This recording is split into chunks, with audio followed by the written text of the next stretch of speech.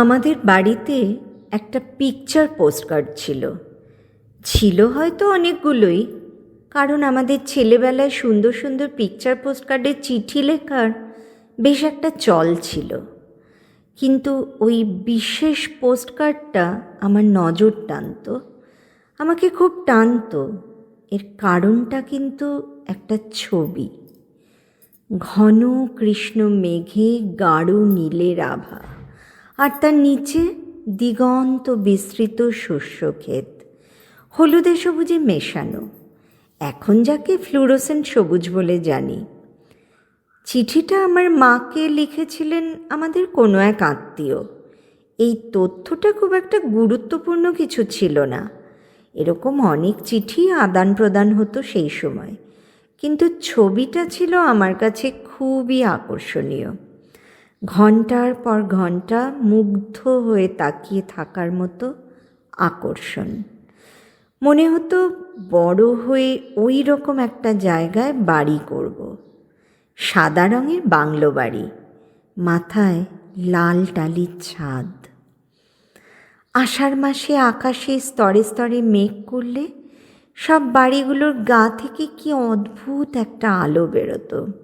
গাছের পাতাগুলো বেশি বেশি সবুজ লাগতো। শুধু মেঘলা দিনেই এমনটা হতো। ছাতে উঠে দেখতাম জল ভরা গর্ভিণী মেঘগুলো যেন আরও নিচু হয়ে চিলেকোঠার ছাদ ছুঁয়ে দিচ্ছে, আর তার গা থেকে ঠিকরে বেরোচ্ছে সেই আলোটা।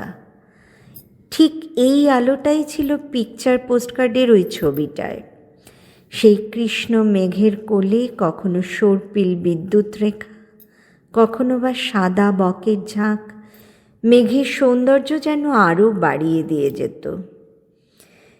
ক্যামেল কোম্পানির 50টা রঙের বাক্সে ছেলেবেলায় সবাই আমরা এই রং দিয়ে এঁকেছি, সববারই নিশ্চয়ই ছিল। সেই বাক্সে এই রকম ফ্লুরোসেন্ট রং ছিল, সবুজ, হলুদ, গোলাপি। প্রথম যেদিন বাবা ওই 50 রঙের বাক্স এনে দিলেন, আমি আঁকবো কি হাঁ করে তাকিয়েছিলাম ওই রঙগুলোর দিকে।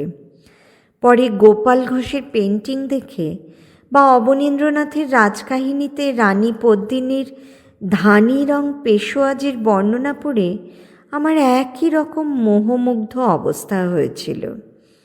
তার কারণ ওই রং আর তার অলৌকিক আভা আমার ভীষণভাবে আকৃষ্ট করত।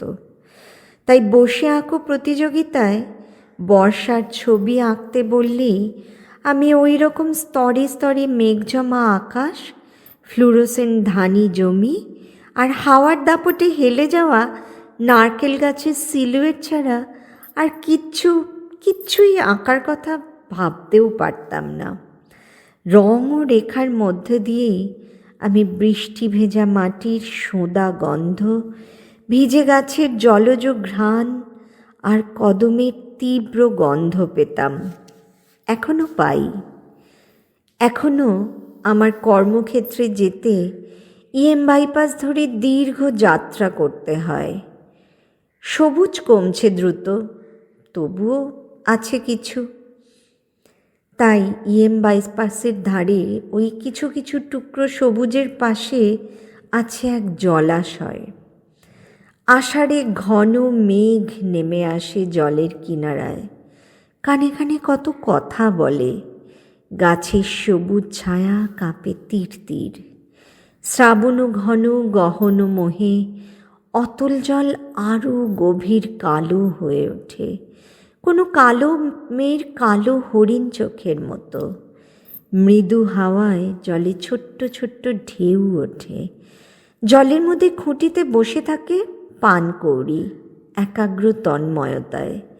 তীরে এক পায়ে দাঁড়িয়ে থাকে সাদা বক, তারে দোল খায় একটা কালো কুচকুচে ফিঙে। তার চকচকে কালো গায়ে পিছলে যায় শ্রাবণ মেঘ ভাঙা আলো।